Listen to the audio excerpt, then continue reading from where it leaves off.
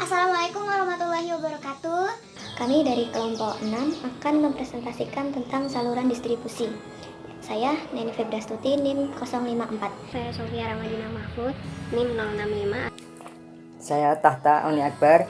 Nama saya Rizky Sumarna, NIM 056 dari kelas MKSD. Saya Hiftarina Setiawati, NIM 067. Saluran distribusi disebut juga dengan marketing chain. Adalah rangkaian jalur atau rute yang dipergunakan untuk menyalurkan barang atau jasa dari produsen kepada konsumen dalam bentuk pelayanan pemindahan barang atau pelayanan pemindahan hak kepemilikan suatu barang. Tingkatan saluran distribusi menurut Laksana, tingkatan saluran distribusi dibedakan menjadi 4, yaitu yang pertama saluran 0 tingkat atau saluran langsung. Jadi produsen langsung memasarkan barang dagangannya tanpa melalui perantara. Contohnya, pedagang bakso langsung memasarkan dagangannya ke konsumen. Yang kedua, saluran 2 tingkat memiliki 2 perantara, saluran 3 tingkat memiliki 3 perantara. Macam-macam atau jenis-jenis saluran distribusi. Nah, di sini dibedakan menjadi 6. Yang pertama, produsen ke konsumen. Jadi ini langsung. Biasanya berupa jasa, seperti bengkel, salon, gitu. Yang kedua, produsen, retailer atau pengecer ke konsumen. Contohnya es krim. Jadi es krim, produsen pabrik es krim menjual es krimnya ke Alfamart atau Indomaret. Kemudian Alfamart atau Indomaret menjual produknya ke konsumen. Jadi lewat 3. Yang ketiga, produsen, wholesaler, retailer, konsumen. Produsen, wholesaler tuh grosir. Grosir menjual ke retailer, pengecer baru menjual ke konsumen. Yang keempat, produsen, agen, wholesaler, retailer, konsumen. Contohnya barang-barang impor. Yang kelima, produsen, industri sebagai produsen. Contohnya pabrik mie telur kan sebagai produsen pabrik produsen mie telur menjual barang produknya ke penjual mie ayam sebagai produsen juga. Yang keenam, produsen, wholesaler, industri produsen. Akan menjelaskan tentang fungsi saluran distribusi. Fungsi-fungsi saluran distribusi menurut Kotler yang pertama ada information, di mana kita mengumpulkan informasi mengenai konsumen dan juga pesaing untuk merencanakan dan membantu adanya pertukaran. Yang selanjutnya ada promotion, yaitu di mana kita melakukan pengembangan dan penyebaran informasi mengenai produk. Yang selanjutnya ada negotiation, yaitu kesepakatan harga antara produsen dan juga konsumen. Yang selanjutnya ada ordering, yang mana distributor melakukan pemesanan barang kepada perusahaan. Selanjutnya ada payment, di mana konsumen melakukan pembayaran. Selanjutnya ada title, perpindahan kepemilikan harta dari satu pihak ke pihak yang lain. Selanjutnya ada physical possession, yaitu mengangkut dan menyimpan barang-barang dari bahan mentah sehingga barang jadi dan akhirnya sampai ke konsumen. Untuk selanjutnya ada financing, yaitu meminta dan memanfaatkan dana untuk biaya-biaya dalam pekerjaan saluran distribusi. Yang selanjutnya, yang terakhir ada risk taking, yaitu menanggung resiko sehubungan dengan pelaksanaan saluran distribusi. Untuk selanjutnya ada manfaat saluran distribusi. Adapun manfaat dari distribusi adalah yang pertama, untuk produsen, terbantunya penyaluran barang dan jasa yang dihasilkan produsen ke konsumen sehingga bisa menjaga kelangsungan produksi. Yang kedua, untuk konsumen, mempermudah membeli barang atau jasa yang diperlukan. Yang ketiga, meningkatkan nilai guna suatu barang karena barang yang menumpuk pada produsen juga disalurkan tanpa disalurkan tidak akan bisa dirasakan manfaat dan kegunaannya oleh masyarakat. Jadi jika tidak disalurkan ya tidak akan sampai pada masyarakat. Yang keempat, menjaga stabilnya harga.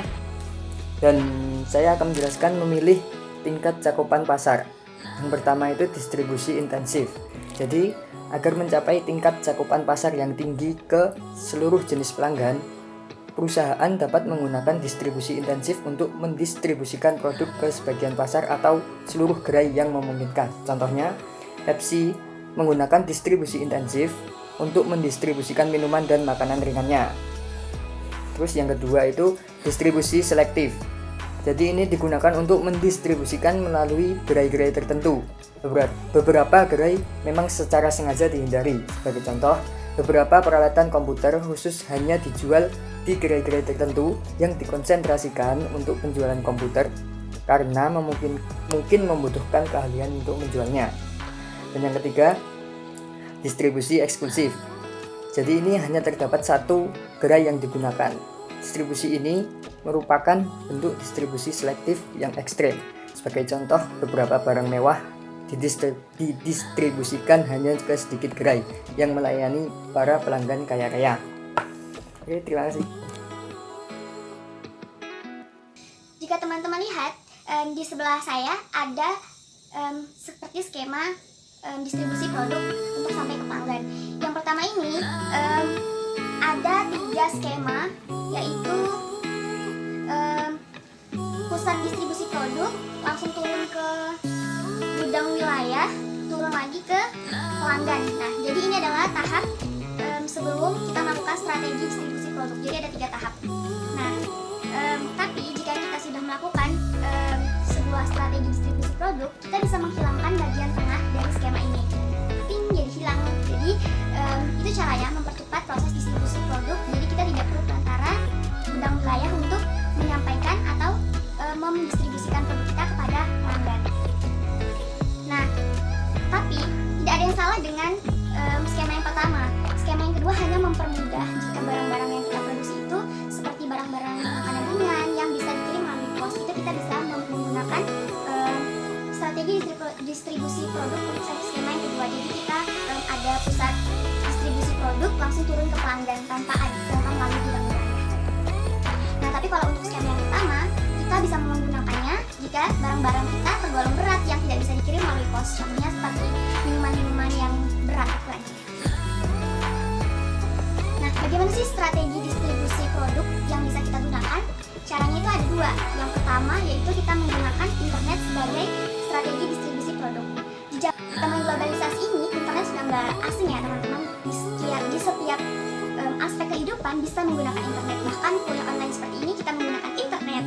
Nah, itu salah satu keuntungan internet. Nah, kita juga bisa mengaplikasikan internet dalam strategi distribusi produk, yaitu kita menggunakan web sebagai mempermudah kita mendistribusikan produk kita kepada pelanggan tanpa perantara gudang wilayah. Nah, contohnya ini situs web autobitel.com. Nah, ini kita bisa kalau di situs ini kita bisa membuka situsnya jika kita ingin mencari mobil-mobil dengan informasi-informasi yang lebih lengkap dan saran-saran yang pas untuk kita mendapatkan sebuah mobil dan akan ditujukan kepada perusahaan mobil yang cocok dengan keinginan kita.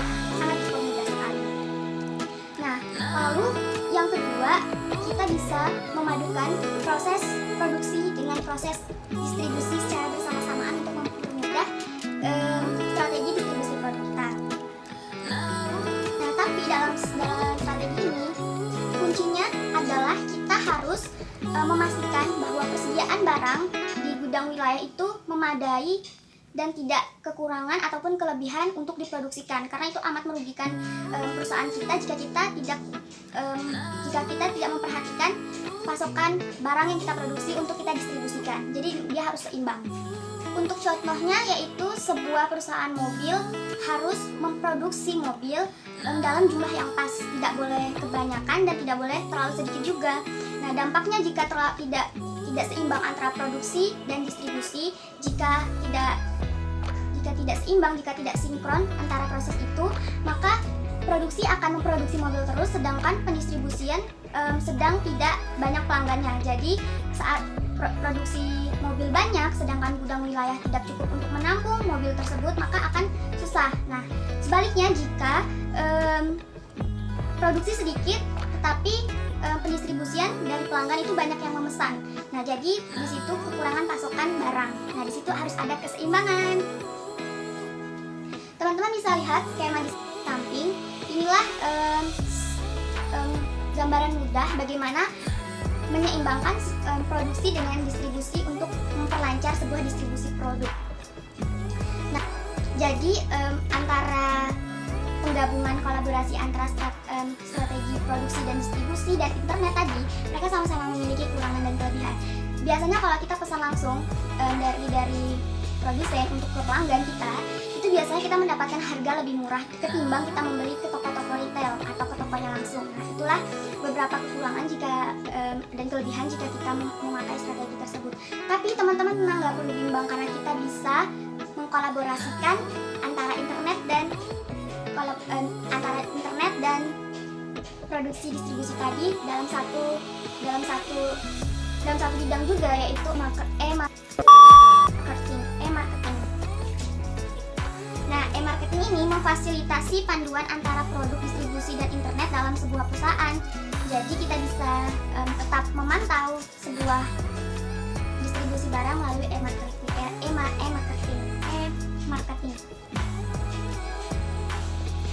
Materi selanjutnya yaitu faktor-faktor yang mempengaruhi saluran distribusi. Jadi produsen itu harus mempertimbangkan beberapa faktor yang mempengaruhi untuk memilih saluran distribusi. Ada 4 macam pertimbangan yang harus diperhatikan. Jadi apabila pasar itu berupa pasar industri, maka jarang digunakan pengecer. Pertimbangan yang kedua yaitu pertimbangan produk.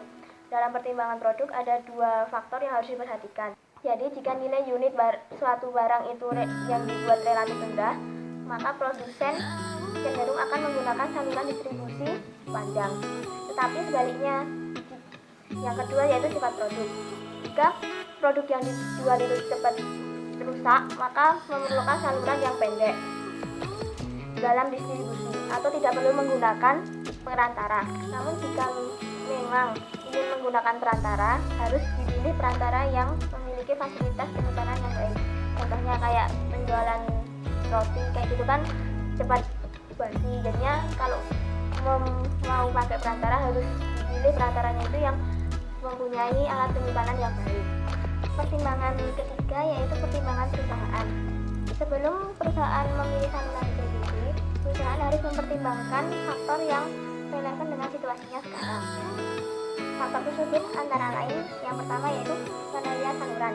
Beberapa produsen menghendaki saluran yang pendek karena ingin mengendalikan distribusi produk mereka, meskipun memerlukan biaya yang lebih mahal. Kedua yaitu jasa yang diberikan oleh penjual. Keputusan saluran yang ditetapkan oleh beberapa produsen didasarkan pada kemampuan untuk melaksanakan fungsi distribusi yang ditentukan oleh perantara, yaitu kemampuan manajemen. Perusahaan yang menjual produk baru biasanya lebih suka dengan menggunakan perantara, karena pada umumnya perantara itu sudah memiliki kemampuan manajemen atau pengalaman yang lebih banyak, sehingga manajemen dapat mengambil pelajaran dari pengalaman perantara tersebut. Dan yang terakhir yaitu pertimbangan perantara. Dalam pertimbangan perantara, kemungkinan produsen untuk mengatur saluran yang diinginkan menjadi lebih kecil. Hal ini disebabkan oleh yang pertama yaitu jasa yang disediakan oleh perantara. Yang kedua yaitu ketersediaan perantara yang diinginkan. Ketiga yaitu sikap perantara terhadap kebijaksanaan produsen. Yang selanjutnya adalah keputusan distribusi fisik, yang mana produsen harus mengambil keputusan tentang pengelolaan, penyimpanan, dan pengiriman produknya, sehingga konsumen dapat dengan mudah memperoleh suatu produk tersebut ketika konsumen memerlukannya atau membutuhkannya. Jika strategi distribusinya buruk, maka yang terjadi akan merusak upaya pemasaran. Oleh karena itu, efektivitas distribusi sangat berdampak luas pada kepuasan konsumen dan juga biaya perusahaan. Yang selanjutnya, sifat distribusi fisik atau logistik pasar, yang meliputi perencanaan, implementasi, dan pengendalian arus fisik bahan dan barang jadi dari bentuk dasar dan siap pakai untuk memenuhi kebutuhan konsumen dan juga untuk mencapai laba. Tujuan distribusi fisik adalah untuk mengelola rangkaian persediaan arus nilai tambah dari pemasok sampai ke pengguna akhir. Itu mengapa tidak ada sistem yang dapat memenuhi dua tujuan distribusi fisik. Proses pemesanan. Distribusi bermula dengan pemesanan. Pemesanan dapat diserahkan dengan berbagai cara, lewat pos, lewat telepon, lewat wiraniaga, atau via online. Itu sediaan. Tingkat kesediaan juga mempengaruhi kepuasan konsumen. Dan pemasaran itu menginginkan perusahaan itu menyediakan stok yang cukup untuk memenuhi kebutuhan atau pesanan konsumen.